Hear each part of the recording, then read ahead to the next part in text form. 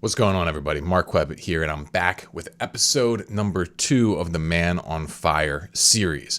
I guess in reality, it's lesson number 2 because this is really a course, and this course is dedicated to helping you live on fire. What that means is I'm here to help you unlock the highest level of motivation that you can ever tap into. Maybe you've felt that at certain points in your life where you were just full of passion, full of motivation, and maybe you've lost it. Right? And what I want to teach you how to do is how to actually own that. And the way that you do it is you have to learn how to work with the way that you are built as a man. So, Man on Fire, number 2, what we're going to be getting into is how to stoke your motivational flame every single day.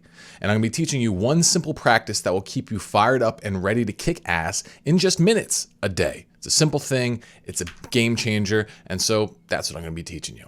But first, I want you to go check out the description, and in it, you can click the link to sign up for my Manhood Mastery training, the 3 secrets of neuromasculine training. In this guide, I'm going to teach you the 3 foundational secrets for building, maintaining, and directing your unique masculine fire. The entire course here is built upon the premise that you have this information, okay? This is the stuff that I've gained through 10 years of being a professional coach, and I am going to deliver it all to you for free in just an hour. So check out the link in the description. Watch it now. So with that out of the way, let's talk about this. Being unmotivated sucks. We can all agree on that, right? And what's even worse, I would say, is being sporadically motivated. So for me, growing up, I would have these in and out bouts of motivation where I'd get really pumped about a video game coming out, or I'd get really pumped about, it's basketball season, time to kick ass. But I never really felt what I would describe as on fire until I launched my business, until I quit my software engineering job. I decided to go all in on becoming a life coach, and I was filled with this massive motivation. And I really struggled to capitalize on it at first because I was still addicted to porn and things like that. But then I felt it.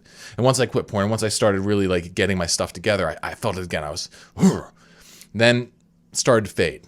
Okay, I started to get into a groove with the business, and as I got more comfortable, my fire decreased. And this was something where it kind of ebbed and flowed. And people just say, oh, that's just the way life is. You're not always going to be full of passion and motivation. And I've come to the conclusion that that's not true. You actually can. There is a formula for how to trigger this in your psyche, in your body. But you got to know how it works. Okay. And this was really maddening to me because I hated the fact that, it's only when I'm launching like this big new thing and I'm like under a crunch or whatever that I'm going to be able to really feel alive, really be able to focus, really be able to go all in. And so it's like I would get hyped up because I was like, I found it. And then it would just fade away again. It drove me nuts. I would almost rather have not had it at all, because what would happen is I would get fired up. And then I would bite off more than I could chew, or actually I would just bite off the appropriate amount, assuming that feeling stuck with me. But then the feeling would go away, and then I would still have all this stuff on my plate, and then I'd need to figure out how am I going to get myself to do this without all that fire. And then I would be stuck. I'd be filled with massive amounts of stress, and then I would engage in escapism, and it was a really shitty sort of situation. And maybe you've experienced this yourself. It's kind of like an extreme form of the shiny object syndrome, where it's like you chase the new thing because you're excited about it. And I realized the newness maybe had some part about it, something to do with it, but there was actually much more to it. And that's what I want to be getting into here. Now, before we do that, I have to address a misconception that I've seen a lot. And this is the idea of you need to stop relying on motivation. You need discipline, right? This people say this when it's like, oh, well, you can't just wait for it to feel good to do the right thing. You just got to learn how to be disciplined. Forget motivation. Motivation's for chumps. I've seen a bunch of tweets like that where it's like you get a whole bunch of upvotes when someone says, yeah, stop waiting for motivation, be disciplined, and all that kind of thing. But that's kind of bullshit. This is wrong. Because it is impossible to have discipline without motivation. Just think about it, okay? Just think about it. If you are going to have discipline, what are you doing? You're engaging in some act of sacrifice. You are doing something that does not feel good. Why? Because you want to get some higher thing, right? Okay, well, let's think about that. What is that thing? Like, if you're doing that, if there's some higher force driving you, isn't that motivation? Yes, that's what it is. It's like to engage in any act of discipline, to engage in any act of sacrifice, you have to be motivated by something you want to gain. Okay, so this whole idea that you can just have discipline and not motivation is complete bullshit. Why else would you sacrifice if you weren't motivated to sacrifice? In other words, it's like you will not trade your comfort for something unless you think that you are going to get something better back. If you're going to avoid some significant pain, or you're going to get some significant pleasure out of it, right? And so with this, recognizing that this is the way it is, we need motivation. And motivation, it's a neurochemical state. The next thing we need to understand is neurochemicals are generated on an as needed basis. Okay, like your brain's not just going to squirt out, motivational neurochemicals for no reason. All right, there has to be a purpose to it. Otherwise, your brain would be like, you could be a totally fine and content place, and your brain will be sending you this motivational stuff, and then you'll just be wasting all this energy getting somewhere that you don't need to go. Right? Our system is designed to conserve energy so that we always have energy around for some kind of emergency.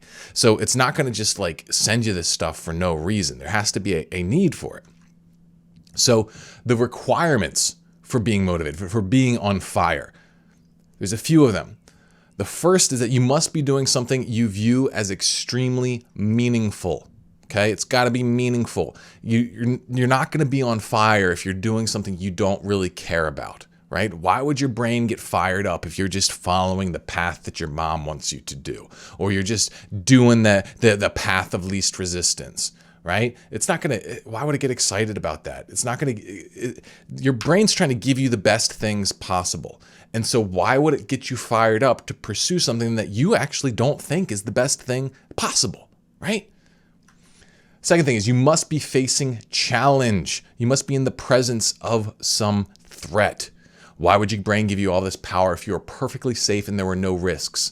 A mild dopamine trigger would be enough if there was no resistance you had to go through, right? Like if there's challenge there, well, then your brain realizes, shoot, there's something really good over there. All right. We realized, okay, we decided, hey, we hit the first point. There's something really valuable over here, but there's this big wall in front of us. We got to get through this wall. How are we going to get through this wall? Well, we're going to give you lots of energy so you can smash through it. Okay. If there's no wall there, then it can just give you a little trickle of dopamine. You're like, oh, that looks good. Why don't you go check that out? And you're like, oh, okay, I will. And then you walk over there with minimal resistance, right? So there has to be a challenge involved.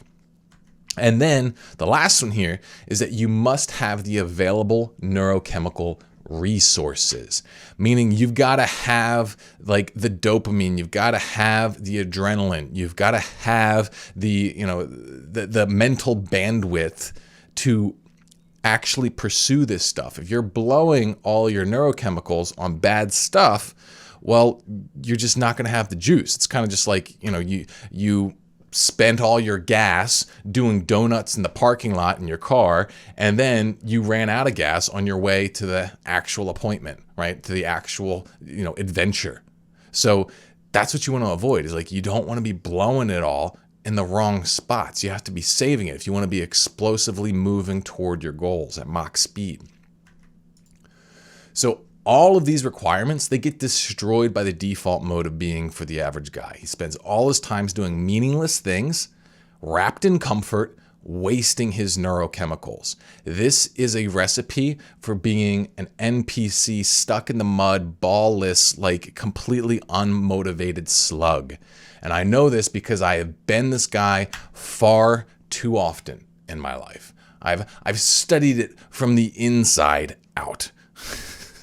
Okay, like we often find these things that are kind of like surrogates to being on fire, the surrogates to being actually living our life full force. So for me, obviously one of them was porn. I was addicted to porn. It gives you this illusion of like, I'm banging these chicks, and I'm like, I'm this alpha, and it's like, you're not. You're jerking off to a screen, right? But probably even bigger than that, at least in this regard, like the porn stuff, it screwed up my focus and motivation, and it, messed up my dopamine levels in a huge way. But in terms of like really stealing my high level like power, I almost think video games were worse for me, because video games, they sort of simulated the on fire state. They have this illusion of danger, right? Like I would play these hardcore shooters. So there is like this illusion of challenge and danger where it's like, oh, they're really good. Oh, if I screw up, I'll get killed, right? And then there was this illusion of meaning and status. Oh, I can climb the leaderboard. I can become a higher rank, all right? And then the big thing is it made my heart pound. I remember the first time like I was playing Counter-Strike and it was me versus the last guy, and I killed him and I defused the bomb, and I was like 13 years old. I felt like I'd actually like fought in a battle. I was completely lit up. My whole system was on fire. And the thing is like when I was a kid, I was able to kind of kid myself with it. I was able to kind of fool myself into thinking that what I'm doing here has some value because all my friends did it and all that kind of stuff. And as I got older, though, it became more and more apparent that this had nothing to do with anything. It stopped being meaningful. The challenge stopped being, powerful. Like it just became more and more clear that, man, I am like just blowing loads of neurochemicals on this, and it's leaving me flat-footed, unmotivated, and it's making the rest of my life feel like a chore. So it's a bummer because I wasted years of my life like that. Who knows where I would be now if I was able to jack into life, sooner. But, maybe me going through all that is so I can help one of you guys become, reach the next level even quicker. But the bottom line is, if you're hooked into a game or some kind of other escapism, you can't be that hooked into the game of your life. If you're in a game, you're not in the game. All right, there's just too many wasted neurochemicals. Bottom line, you're not going to be maximum performance. And so I can already hear the people being like, wow, well, I still do video games, or I still jerk off and I'm still motivated, or like, oh, this famous person, he uses a lot of porn, or he plays tons of video games. Look at them. They're so successful. All right. Listen, you don't need to be on fire to succeed. You can kind of just be like moderately focused. And as long as you're kind of lucky, you'll be fine. Like there are plenty of people who luck out, who are not impressive individuals at all, who do not really have things together, yet they have a lot of money or they have a lot of fame. Okay. That can happen. Most of that's luck. And sometimes people are just very intelligent. Some people are just like very skilled people, and they can play life with like half effort and they can still get by fine. Okay. That can happen. But my point here is that you do need to be on fire to reach your potential. So all the people that everyone cites up here, like, oh, well, I'm still motivated, or that guy's still doing good. You could be doing so much better, like a different league better. Like, let me explain to you like what this really is about. Okay. There is this idea that I call the apex principle. Okay. Where if you, like a lot of people, like if you look at an endeavor, there's like 3 choices that you can make around that thing. It's like either don't do it, don't waste your time on it, just not worth it. 80-20 it, where you try and figure out what is that special 20% of effort that'll give me 80% of the results, or you go 100% all in. Shouldn't be anything in between. A lot of guys, they're stuck giving like 50%. That's the worst, because you're not 80-20ing it, so you're wasting a bunch of energy, but you're not hitting that 100%, because that 100%, that's fundamentally different. Like you're better off doing 80-20 than giving 99%, because once you go 100% all in, that puts you in the position to actually be an apex performer. So think about it this way. It's like when you reach the very top of a field, that's extremely different. It's like a paradigm shift different, like a whole league different than just reaching the 99th percentile. Like think about Michael Jordan. All right.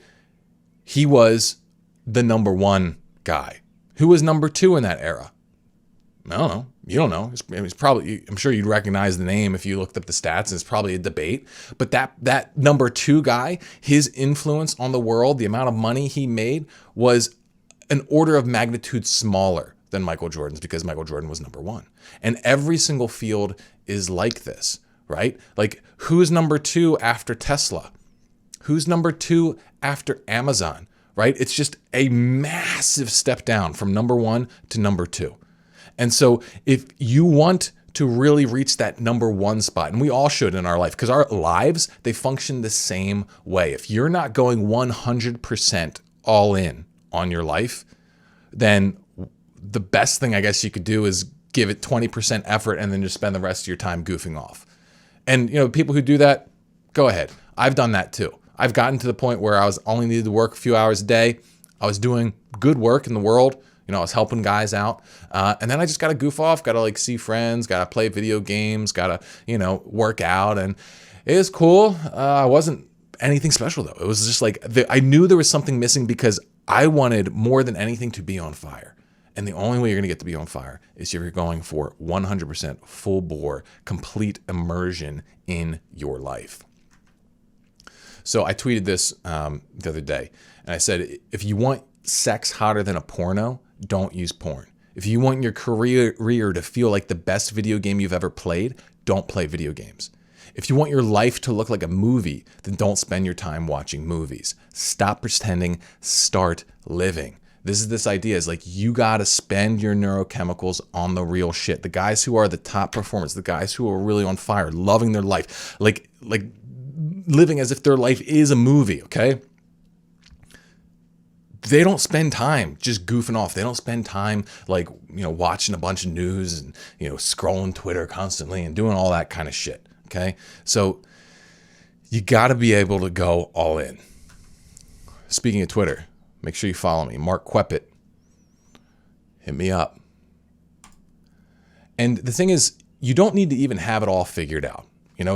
Going all in on life, it's a challenge. It's something you might even need to work up to, just because where you're at. There's a lot of reconditioning that really needs to occur before you can actually fully hold your whole life, especially if you're coming from the default, sort of lifestyle of the average man. But if you just start committing yourself to that, if you just start moving in that direction, that is going to make you feel a lot better, a lot more motivated, because what your brain cares about is direction, not position. Okay, as long as you are on the journey, that's what it's all about. Your brain cares so much more about where you're headed than where you're currently at. So just set your sights for that 100% all in, and you're going to start getting tastes of it. Sadly, entering that state is not as simple as snapping your fingers and making those changes. For many people, it's actually extremely hard. So, for example, all right, the guy trying to change his habits, trying to get himself really plugged into his life, all kinds of stuff could happen. Maybe he's just going to feel a lot of resistance. Maybe when he gets tired, he forgets about what he wants and he relapses. Maybe some new video game drops and he just gets sucked into it. Maybe he has a bad breakup and goes on an escapism bender. Okay, maybe he just gets sucked into his routine, and days, weeks, or even years pass before he remembers that he does indeed want more out of his life. And so this brings us to the conundrum of, how do I get the sustainable baseline motivation to change my habits so that I can ultimately optimize my motivation and live on fire? How do you do that? Think about it. It's I'm telling you, all right, you got to cut out all this bullshit if you want to feel on fire and live on fire in life, right? But the thing is, you don't feel on fire yet. So how do you get the motivation to actually make those changes, right? It's an important question. That's really what we're trying to get at today. So you got to understand that motivation is a flame, and a flame needs oxygen to burn. The oxygen in this case, it's attention. Attention, all right? And if you do not feed your desires attention, they will not burn. And so the way that we are going to feed our desires attention, the practical method that I'm going to teach you, all this stuff I'm teaching you here, it's just a method to start building it. Eventually you can throw away all the methods that you want, and you can just live this. You can just embody being on fire. But most of us, we need to have some tools to get there. And so the tool that we're going to be using is daily affirmations. All right. Now, some of you have maybe heard me bash affirmations a few years ago, but I've changed my tune on them. And so that's what we're going to be talking about here. Now, quickly, what affirmations are not. First thing, they are not magic. All right. They're not some kind of like woo-woo, like The Secret shit. Like that's one of the main reasons that I got turned off to affirmations initially, was because it was around that time that the book and the movie The Secret was blowing up. And a lot of that I was just like, man, that's bullshit. It's like, yeah, you gotta like think about what you want, but you gotta do stuff. And I had all these people just like reciting their affirmations of what they have. And it was just kind of like this Christmas list of like random shit. And yeah, that to me just struck me as stupid. So this isn't magic. This isn't some kind of like law of attraction thing where you just get a wish for it and then it's gonna like show up in your lap, okay? Also, it's not something where you should just copy someone else's affirmations rotely. Okay, if you just try that, it's not going to work, and you'll see why here shortly. Additionally, affirmations are not a replacement for planning or action. You need to still be planning. You still need to be breaking down your goals into like milestones and shit like that, and you still need to be like hustling toward it. You don't need to necessarily spend too much time planning, mostly more in action, but you still need to have a general direction to think it through, okay? But the way that affirmations work is like here, check this GIF out from this like nature dude. So he's got a little flame in there, okay, and he's blowing on it. He's blowing on it. He like made a little nest out of like, with these fibers or whatever. Give it more oxygen. Eventually it catches and it's burning.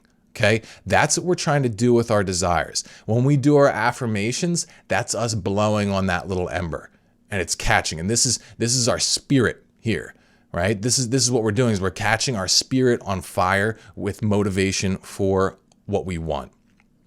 So how do we do this? Affirmations are super simple, okay? What you want to do is you want to pick some technically realistic goals that are exciting to you. You preface them with an I am or a I have or a my statement. Like you want to act like you already have the thing pretty much, because that's how you're going to really tap into the feeling of whether, first of all, you even want the thing, but second of all, this feeling of inevitability. Because the belief aspect of this is very, very important. That's what we're looking to do. It's like if you're like, oh, well, I think I want this thing someday, maybe if I could have it. Well, that's not going to fill you with motivation, right? It's the idea of actually being able to get it. That's what's going to fire you up. And so we get that, and then we write them down every day. Okay? That's what you do. So for example, my business does X amount of revenue per year. You decide whatever that is. It does. If you're just starting out, maybe it's 100,000. Maybe it's a million, maybe it's 10 million, whatever it is, whatever hits the right level of excitement for you. Say it like you have it already. I can deadlift 500 pounds. I'm married to a beautiful woman. I have a fantastic sex life and I have multiple healthy children. Like whatever it is that you want, okay? Whatever the things that you want, act like you have it already. Write it down, okay? And these are the things that will get this spark going. And as you recite these, you're going to have this motivation that you can then funnel in to start making the changes. These motivations themselves are probably not going to set you full on fire, but they're going to get that ember burning. Okay, they're going to start filling you with what you need to start walking the path. And as you keep doing this, and if you follow along with what I'm talking about here, you'll be going full blaze here pretty soon. So some rules for affirmations here. Okay, first one, aim for excitement, not should. One of the best ways you can kill your motivation is by starting to set your desires with your rational mind, with your logic, okay? Because your logic is just kind of like this cold, dead mathematical sort of instrument. It's useful. It's a wicked useful tool, but it's not going to set you on fire, okay? And so a lot of guys, they think about all the things they should want. It's like, well, I should want this thing because, my girlfriend would be proud of me for it. Or I should want this thing because that's what my morals say I should want. And I should want this thing over here. And it's just like you're doing stuff like that where it's like they're not actually connecting to themselves, right? What you want to be tapping into is real desire. And you'll be able to tell, like, if you think about something and it fills you with excitement, it's like, oh, I feel that. Oh yeah, no, that would be awesome. If I really got that. If I really thought, like, if I could really have that thing, that would be like, whoa, man. All right. That's what you got to start with. And if you don't know what that thing is, okay, if there's no big thing that you really want that's exciting and happy, well, there's a chance you might have to actually think about, well, what if you could remove some really big pain? Okay, this is where a lot of guys need to start. So, for example, if a guy, like, he's like, I don't know what I want to do with my life. Oh, I'm like, I mean, usually, especially if he's talking to me, he's got a porn addiction. And I'm like, well, how much is your porn addiction making you suffer? And they're like, a huge amount. I was like, well, how much would it mean for you to be free from that shit finally? And they're like, oh, man, that would solve a lot of my problems. It's like, there you go. Start there. Right? You got to start with, like, wherever the energy is. This is something I had to learn as a coach, is like, you know, I can't force an agenda upon someone. I have to start with what is motivating to them. And a lot of people, they're so out of tune with their emotions that they're not even able to tap into them. Like, you're going to have to maybe do some soul searching at first. Maybe, like, you know, talk to some of your friends. Like, you know, if you're doing this in the self-mastery club, then get some help. If you're unable to do this, come talk to me, ping me. All right. I'll help you find it, but you got to find what the hell you give a shit about first. Okay. Most important thing. Now, second thing is, we want to only pick things with a real possibility. So this is not an exercise in fantasizing. All right. We don't want to just be thinking about things that sound exciting to us, but we have no interest of actually pursuing. So, for example, well, actually, no, that's the second point. So let's talk about with real possibility, right? Like, this is not like, oh, if I could be actually James Bond someday, or if I could be Luke Skywalker, or, you know, if I could have these magical powers, right? No. Like, if those kinds of things excite you, great, but shift them into a reality that you actually believe is possible. So for me, it's like, I always wanted superpowers. I always wanted to be a frickin' wizard, right? I did. That's like how I grew up. I like play like Dungeons and Dragons and always be this wizard. It's like, oh, I want those magic powers. But the thing is, I found a way to tie that into real life. I was like, you know what? This psychology stuff, this persuasion stuff, this self-development stuff, there's a magic to that. Storytelling. Right? Communication. There is a way to cast a spell on people. There's a way to cast a spell on myself. And it's about perspective. It's about narrative. It's about understanding psychology, neurobiology, all of these sorts of things. And I realized, shit, I can be a wizard. Maybe I'm not going to be tossing fireballs, but there's something even cooler here. Actually, I'm tapping into the source code that moves the universe. So I'm not saying don't go to those fantastical things, but you have to bring them back to reality in some form. Even if you're not super clear on it yet, hold the energy and just say, I'm going to figure out how to, you know, make the affirmation of, like, I'm going to learn how to take James Bond energy and live it in my life. You know, I'm going to be the real life James Bond in X field or X way or whatever it is. Whatever sounds exciting to you, even if it sounds corny as shit on paper, go with it. We're going with the energy. Okay. You just got to believe it's technically possible. Otherwise, you're just goofing off. Number 3, don't pick things you are not willing to work for. So for me, I used to be really into powerlifting and stuff like that. And for a while, you know, I had this like big, you know, dream to deadlift like 600 pounds or whatever. And I just decided that I didn't want to be doing powerlifting anymore. I just fell out of love with it. I didn't like the way, you know, it made my body feel and that sort of thing. And I switched focus over to, you know, a different way of training, like mostly kettlebell sport style stuff. And so it's like me, I'm not like, even though the idea of having a 600 pound deadlift sounds awesome. I know I'm not going to work for it, at least not anytime soon. So I'm not going to write that down. Right? If you aren't someone who wants to like work really hard, like you aren't someone who like is really willing to like build your business and like do the things, then don't set some like outrageous like business goal, right? Like there's a difference between affirmations and wishing. Okay. If you're just wishing of like, well, I wish there was a way for me to make $1 million like a day with only putting in 15 minutes of work a month. It's like, yeah, go ahead, do that. But like, come on, you're kind of, what are you really trying to accomplish there? That's just you like writing to Santa Claus. Okay. You're not living in reality. You're not willing to play the game. You're just trying to figure out how can I get a shortcut to the cookies. Okay. That's not what you want to do. It's like if you want to write like, yeah, I have this thing that's worth 8 figures. I have this business worth eight figures. Well, then you got to be willing to put the work into that, right? You have to be willing to like say, I'm going to sacrifice for this desire, because that's what we're trying to do. Is we're trying to find the desires you're willing to sacrifice for, that are exciting enough to sacrifice for. Okay, purposes. We want you to be able to take practical action. All right, just doing fantasy shit. It's you're missing the point. And so finally, you got to be willing to adjust your affirmations as needed.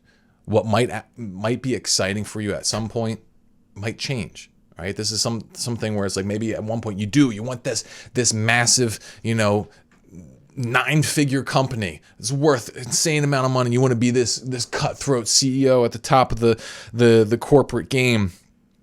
But then, you work for a few years toward that, and you realize, shit, you know what? I don't really want that. I don't want a massive company. I just want a small, streamlined company that does really well financially, but mostly what I really care about is making an impact in the world. I want to be fine and comfortable, but really what I want to do is I want to work with my ideal clients. I want to absolutely like transform the world through that work. Okay. And so if that's the case, you got to update the frame. Maybe you decide to just add to the first frame and be like, all right, yeah, I'm going to do this work while making, 8 figures, 9 figures, whatever. But let it evolve, okay? Because if you let the affirmations go stale, they're not going to be lighting you on fire anymore. So let them shift, let them move. So that's pretty much the key to these sort of things. You just do them every day. You can have as many or as few as you want. The key is just, does it light you up?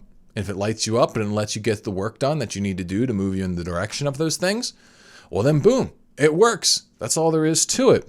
Now, some of you might have some questions. You might want to take this deeper. And so for that, you want to check out the Self-Mastery Club. So with this lesson, what I'm going to be doing is creating an implementation video. And in it, I'm actually going to be showing you my full, mature, simple, elegant, and extremely powerful workflow and tool set that took me 9 years and a mental breakdown to figure out. Like, I'm kind of a crazy person, and I go very OCD on things. I really want them dialed in. Right? Like if you've gone through any of my, porn recovery content or anything like that, you guys know that I go like deep and hard and stuff. And I did this with how to set all this stuff up, because I was trying to figure out how do I actually organize all this journaling? How do I organize my plans, my habits? How do I keep this in some sort of coherent, cohesive system? Right? And so I'm going to show you, here's exactly how I set it up. It took me a long ass time to figure it out. The tools today are much better than they were when I first started. So it makes things a lot easier, but honestly, this works for any tech setup. It's more about the theory. So I'll show you how to break all this stuff down. And in it, I'll teach you how I manage my journaling, where I put my affirmations, how I write them down, like what software I use, how I track my to-dos, how I organize and track my habits, all that kind of stuff. Okay. Then I'm going to show you my current affirmations and the mindset I use to pick and how I picked them for maximum motivational juice. So I'll actually walk you through, all right, here are my affirmations. Boom, boom, boom, boom, boom. Here's why I pick it out like this. Here's how I do it like this. And just breaking it all down for you so that, you're not starting from scratch. Like you have a framework. You can actually watch me do it in real time. And it just makes it easier, This is the kind of stuff that I always love seeing from my mentors. So that's pretty cool. And then finally, if you want some help dialing in your affirmations, you want some help dialing in your system, you got questions about this Man on Fire content, well then I'm going to also be running a live mentoring call. And obviously you can always hit me up in the club whenever. So that's what you get if you're in the Self-Mastery Club, a lot more content around this. And if you want into the Self-Mastery Club, all you got to do is watch that Manhood Mastery training I mentioned in the beginning. Click the link in the description, because the way that we do this, the way we get people into the Self-Mastery Club is we take them through this training first so that you can figure out, is this thing right for you? Here are the core tenets and tools that we use in the club. All right. You need to understand these things. And if you do that, well, then you're going to be able to take off like a bat out of hell once you get into the club. But, that's the way we set things up here.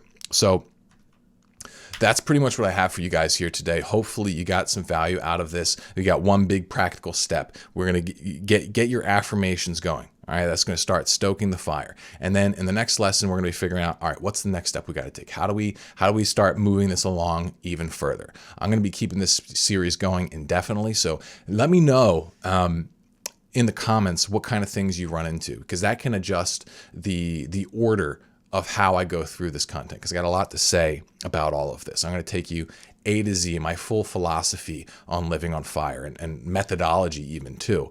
So if you're running into certain problems, if you got certain doubts, you got certain fears, you got certain technical questions, like whatever it is, drop them in the comments and I'll see them, and I'll see, it'll help me put together the best sort of course here possible. So thank you for watching. Ooh yeah.